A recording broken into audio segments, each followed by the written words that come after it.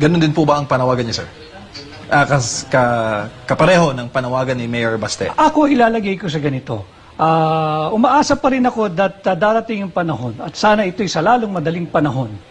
The President will step in. Itigil na itong kalokohang itinutulak na People's Initiative because he knows, I know, personally, kaming dalawa, alam namin ito, hindi ito sa mga agendang na pag-usapan namin na itutulak namin kung sakasakaling kami ay palarin nung siya ay kandidato pa lamang. Hindi ito.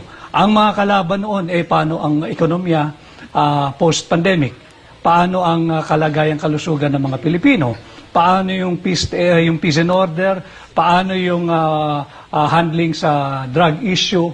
Pero wala, it's all about economy, it's all about the independent foreign policy.